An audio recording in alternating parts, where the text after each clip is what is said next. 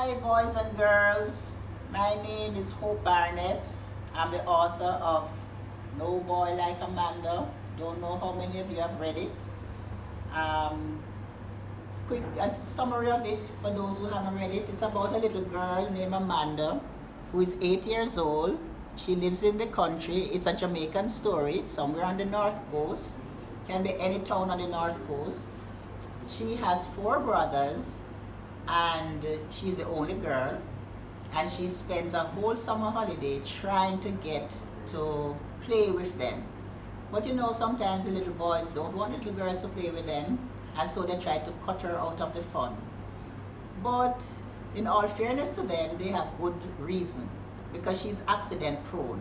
As you can see from the cover, here she is flying off of a bicycle. So whatever it is that they are doing and Amanda goes along, there is usually some disaster. And so the boys really try to ditch her. The chapter that I'm going to read is actually the one that is depicted on the cover, entitled Bicycle. It was 2 days after the fishing incident. Now you have to read the book to know about that fishing incident. That was another disaster for Amanda. Amanda was sitting on her bed, drawing a picture of eels swimming in the sea. Chloe, that's her doll, lay across her lap. Drawing was one of the things Amanda enjoyed. Next to Chloe, her crayons were her most prized possession. She received crayons for almost every special occasion, as that was the gift she requested most often.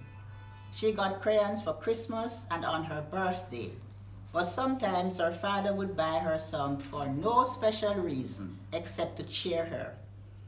Uncle Roy, that's her father's brother, was the manager of a printing house, and he kept Amanda supplied with paper that would otherwise be discarded. Under her bed were boxes filled with drawings, and her bedroom walls were decorated with some of her favorites, which her father had helped her to tape to the walls. Amanda was about to start coloring her latest drawing when she heard her brothers shouting at each other outside in the yard. "My turn, my turn." She looked out the open window. The boys were taking turns riding the second-hand bicycle their father had given them for Christmas. Dave, that's her brother's friend, and his new bicycle were not with them today. Earl Simpson did jobs for the community people and would sometimes accept goods in exchange for the work done when the people did not have enough money to pay him. The bicycle was one such payment. Except for its faded color, which was originally black, the bicycle was in good condition. A fresh coat of paint and it's as good as new, their father had said when he brought the bicycle home. Andrew and Phil, that's 2 of Amanda's brothers, had helped him to paint the bicycle a bright red with black stripes, and the boys had wrapped the handlebars with strips of black fabric that they had taken from their mother's box of scrap. Amanda watched Andrew riding off on the bicycle. Phil shouted to him, "You can't ride faster than me." Andrew pedaled faster, turned at the end of the yard and rode back, coming to a sudden stop in front of Phil. "That wasn't faster than me," Phil said in his bragging tone. "It was just as fast," Andrew replied. "No, let me show you again." Phil took the bicycle from Andrew and raced off to the end of the yard, rocking the bicycle from side to side as he rode. You know that way of you riding and riding? Okay, that was what Phil was doing. He made a wide turn at the end of the yard and raced back to the starting point, coming to a screeching halt with dust billowing in the air. "I want to ride," Marlon said. Now Marlon and Mark are 2 of Amanda's youngest brothers, and they are twins. They are 5 years old. "The bicycle is too big for you," Phil replied. "We can hold him on the bicycle like how Daddy does it and push it," Andrew said, "Okay," Phil agreed, "but only one time." "Okay, one time," Marlon agreed. "Me too," Mark said. After Marlon, Andrew promised. Andrew held the bicycle while Dave lifted Marlon onto the crossbar. Hold on tight, Phil said. Phil ran off, balancing and pushing the bicycle, with Marlon laughing and shouting, "Faster, faster!"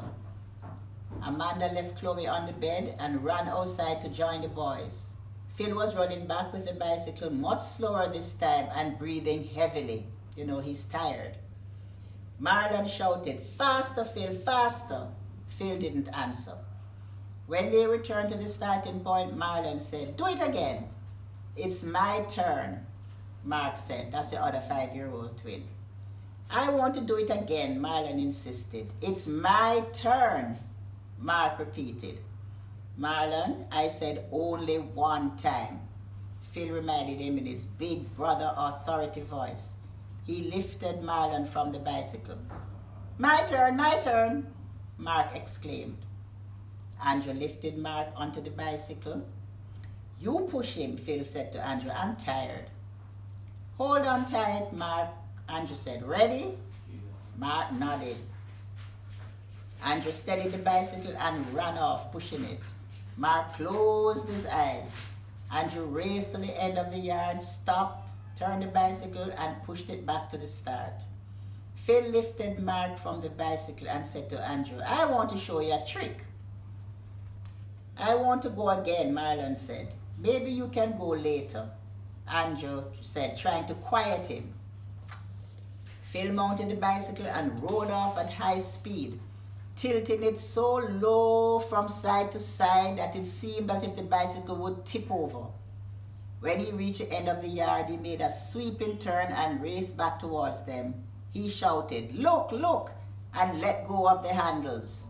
He was riding and grinning with his arms stretched out from his sides. Now you expert riders know that way of riding without holding the handle. Right, that's what Phil was doing.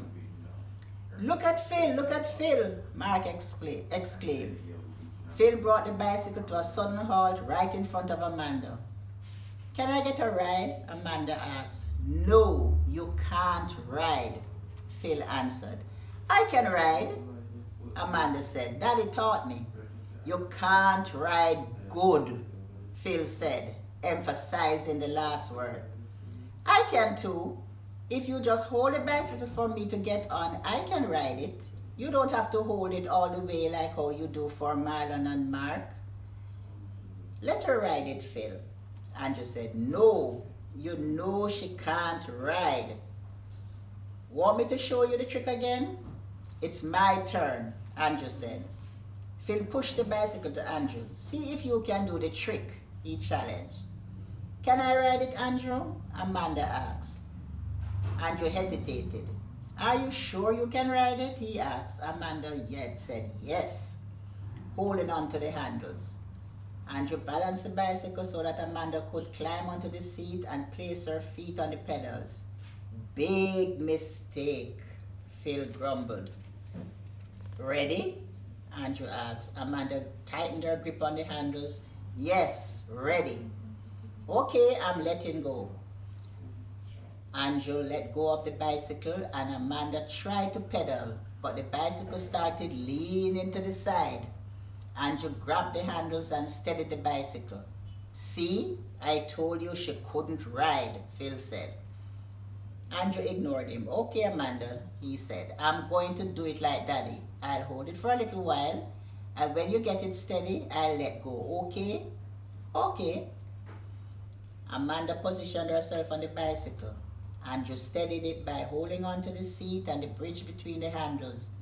Amanda started to pedal and felt herself getting control of the bicycle. "You can let go now, Andrew," she said confidently. Andrew let go of the bicycle and watched Amanda pedal slowly towards the fence at the end of the yard. Amanda smiled. "See? She could do it." "Faster, Amanda, faster!" Marlon shouted. Amanda glanced to the side and felt the bicycle wobble. She gripped the handles and kept her head straight. She gained control of the bicycle and pedaled a little faster. She was doing well. Behind her, she heard Andrew shouting, Turn, Amanda, turn. She tried to turn the bicycle, but it started to wobble. Amanda swallowed hard and held the bicycle straight. Turn, Amanda, turn. She saw the fence coming towards her. She was in trouble. If she tried to stop or turn, the bicycle would tip over to the side. But if she didn't try something, she would crash into the fence. Turn, Amanda, turn, the boy shouted. Turn, Amanda, turn. Amanda's heart pounded. She stopped pedaling. She closed her eyes and squeezed the brakes on the handle. The bicycle wheels bit into the dirt and Amanda felt herself flying through the air. She landed on her belly and went skidding through the dirt, head on into the fence. Poor Amanda. Now I'm sure those of you who ride bicycles, I'm sure you have had experiences like this. I know I certainly have. I remember skating off the bicycle just like Amanda, scraping off my belly, my chin, my knees. And I'm sure many of you expert riders still have accidents.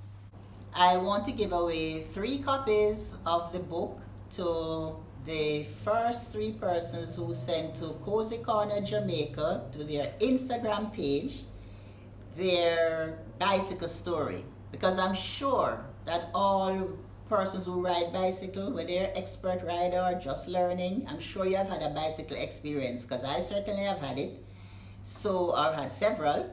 So the first 3 stories about your bicycle experience or accident that you sent to Kozy Korner Jamaica Instagram page will receive a copy of the book. Thank you.